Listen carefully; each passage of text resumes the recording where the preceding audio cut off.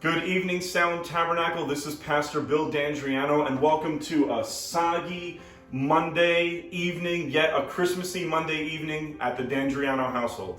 Salem, I want to start off by thanking you that in July, when we came back to church, you have done an outstanding job following our social distance protocol. We've had people come to our church, even people from the medical field, and tell us that they haven't been many places that has taken social distancing this serious. You've done a tremendous job, and it's paying dividends right now as we speak. I want to thank you for that. As everybody knows, because of the holidays and this winter sort of rainy flu kind of season, the virus is blossoming again.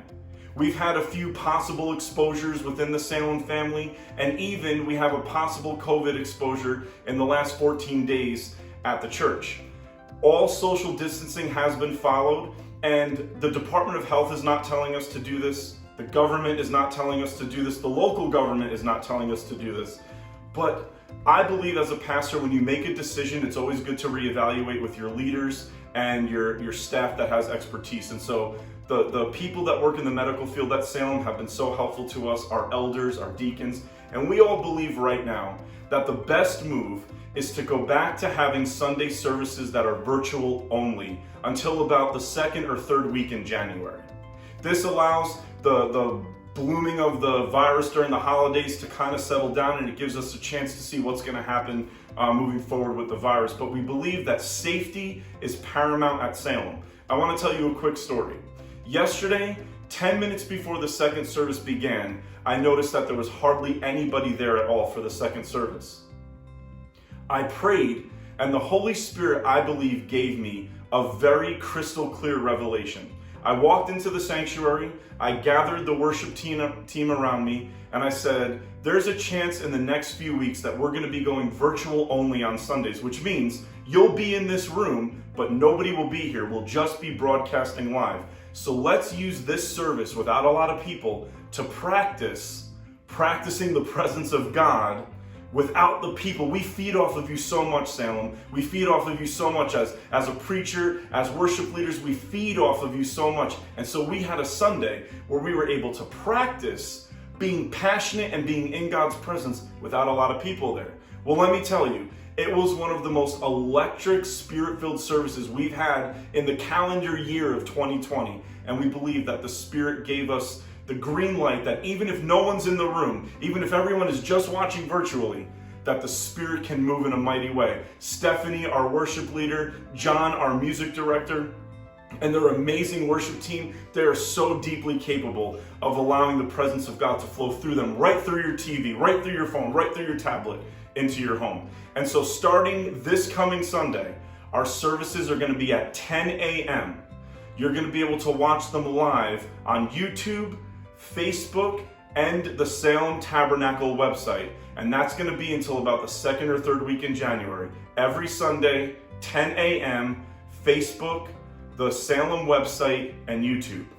With this said, unfortunately, and it breaks my heart, we're going to have to cancel the annual Christmas Gala this year. And the reason is, even though it was going to be virtual, it still involves having people come into the sanctuary and a lot of people working and doing a lot of different things, bringing the gala items in front of the camera. And what we want is we want to only bring the essential people into the church for our worship gatherings. That's the number one priority that I have as a pastor. And so the extracurricular events, unfortunately, are going to have to be put on hold for a little while. If you bid for that penny auction, we're still going to do the penny auction, but it's going to probably be in January. If you spent money on the gala, please know it went to an amazing cause to fight human trafficking. Salem is still going to be donating $5,000 to A21, and that is not a testimony of my generosity as a pastor. That's a testimony of your generosity when you gave $7,000 to feed the hungry. You freed up more money for us to give to A21. And so in one fundraiser for Thanksgiving, you actually gave to the Christmas Gala, which is so amazing, and it warms my heart as a pastor. We're not going to be having our family night of music, and we will be having a Christmas Eve service at 10 p.m. on Christmas Eve, but it will be virtual. And so you can watch it on the Facebook, on the Salem website and on YouTube. Salem, we love you so much. I know that the first time we had to close in March, it was very motivating. We went through crisis and we got motivated. I want you to know that the Spirit of God is going to work through us to get through this one as well. What has He been telling us? Strengthen our hands for the work.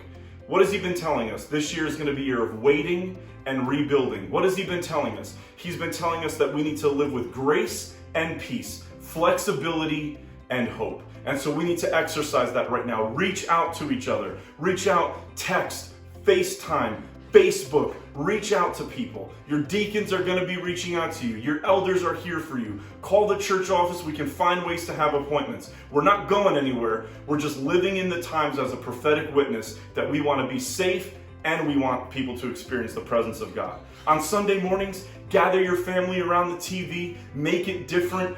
Get bread, get juice for the Eucharist. It is so important that we keep coming to His table, and we can do that virtually because He's Pentecostal and amazing like that.